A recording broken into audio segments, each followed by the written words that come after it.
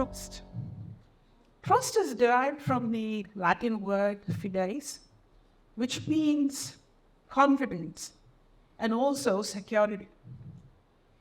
We are hardwired to connect with others and trust others. It's an essential block of human interaction. Just as I would trust the British weather and never disappoint. It'd be nice. Or sit down to work and trust that my students did their work themselves. In the digital age, the paradigm of trust is shifting. Zero trust, a framework adopted by organizations, says never trust, always verify. Historically, organizations had a lot of confidence in their systems and networks because they were within the local area networks. But now, in a modern era, where we have a globalized workforce and data knows no boundaries, such trust is no more validated. So organizations say any users or devices, regardless of whether they are within an organization or outside an organization, they have to be authorized, authenticated, and regularly validated before they're granted access. In short, Zero Trust says, don't trust anyone or anything until they're verified. Little did this retired lady Alice know about Zero Trust when she received a text message from a number she did not recognize. It was from her adult daughter, Chloe, who said she was in some financial difficulties and there were bailiffs at her door and then seized everything, including her phone. Now, Chloe, she was known for her impulse spending spree, her love of bags and shoes. What do they say? A woman can never have too many shoes? Oh, well. Alice tried to ring on this number, but there was a loud squeal. And Chloe said that the handset does not work. And she also was distressed that she said if she did not pay up the money, she would soon be homeless. Alice was worried for her well-being and she transferred all of the money. It was only then she realized that she was scammed. Older people are swindled out of $3 million globally every year.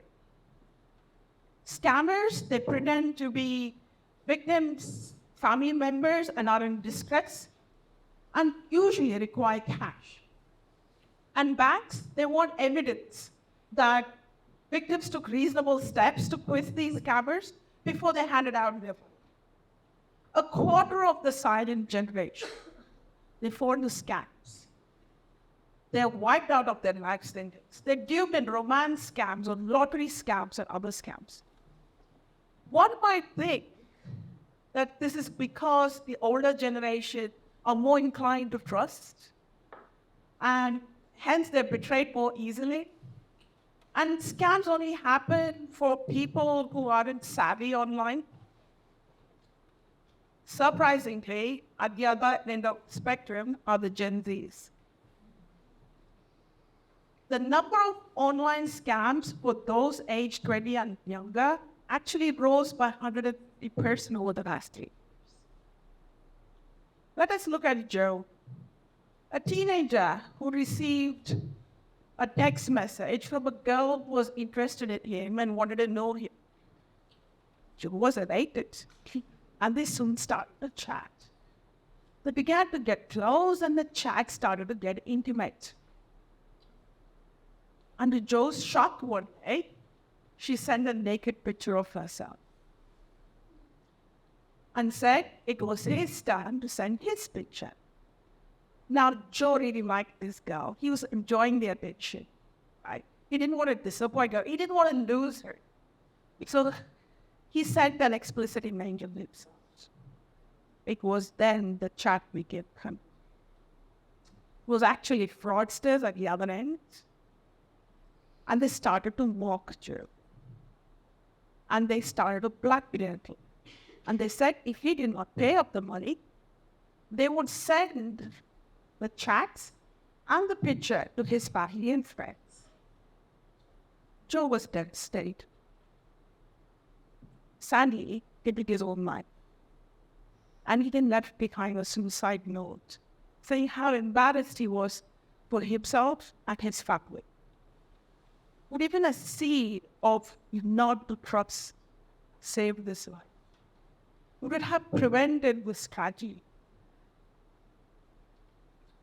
The impact of trust exploitation isn't abstract anymore. It's personal. And you and I, we're all bound to be impacted by it.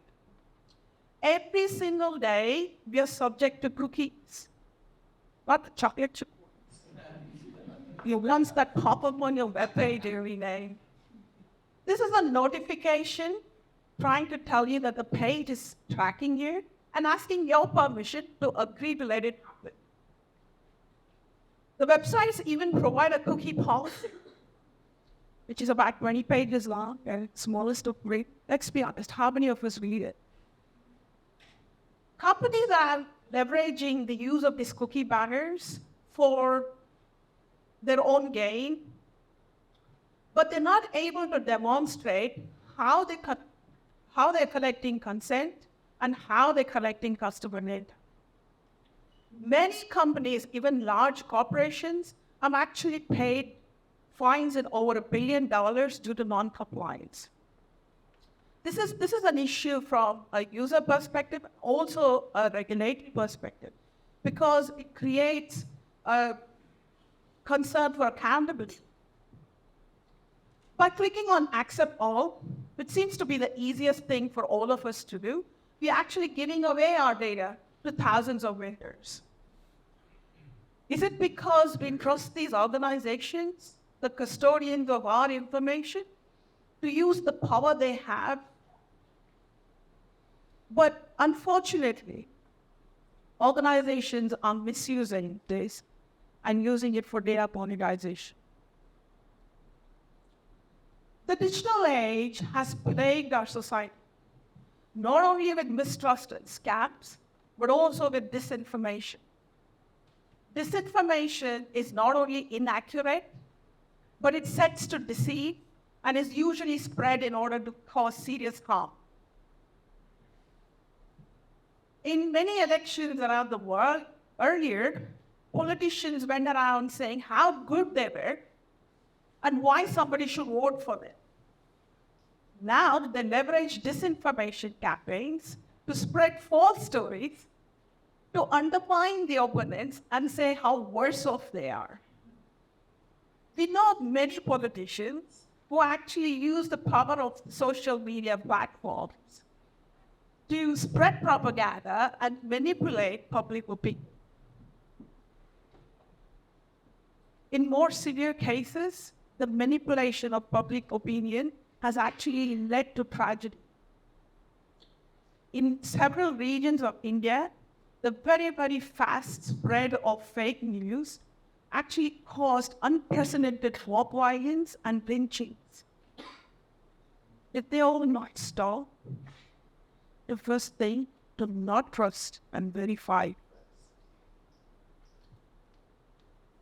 Before the internet, humans relied on newspapers, the radio, and the TV to know what is going on around the world.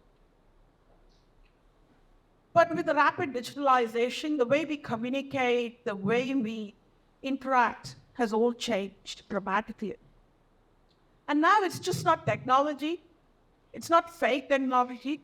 It's deep fake technology just making its way into our lives. Deep fake technology uses deep learning algorithms that can actually learn how to solve problems by analyzing large amounts of data and making alterations.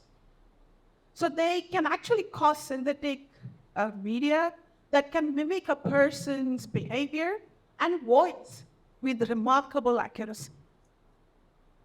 So, if you all found it exciting to watch Simon Cowell sing, some people said they cringed, on a talent show, Deepfake can also be used for more malicious purposes, like blackmail and fraud. In Spain last month, AI was used to create deepfake nudes of several schoolgirls, some as young as 12. The pictures were created using photos of these girls fully clothed, some taken from their own social media accounts. An application was then used to process the same images to create imagined pictures of the same girls without the clothes. The creation of such media content can be actually deemed as child pornography. But in Spain, the criminal charges can be only brought on from the ages of 14 and over. And these perpetrators, they were just some minor boys who had easy access to deepfake AI tools. With the invasion of technologies, AI creating deepfakes, disinformation campaigns, mistrust, and scams, our inherent nature to trust is actually being tested constantly. Technology, the double-edged sword, is blurring the lines between reality and manipulation.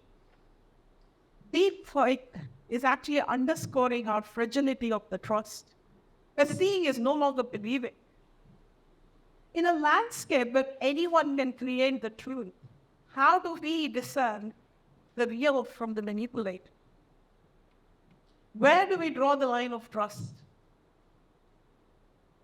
As we grapple with the consequences of exploited trust, we seem to arrive at a crossroad.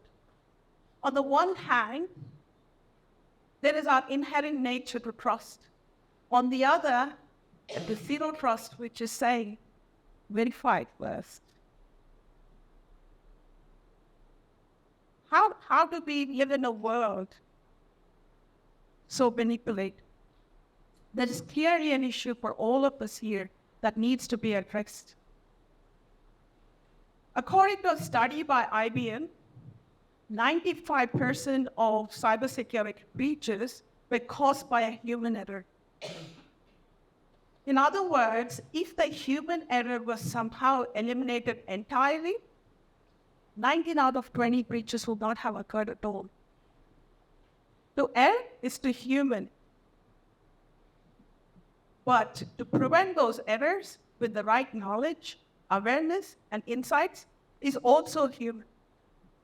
We all have to work collectively with a whole of society approach towards a radical behavioral change to protect not only ourselves, but everyone around us.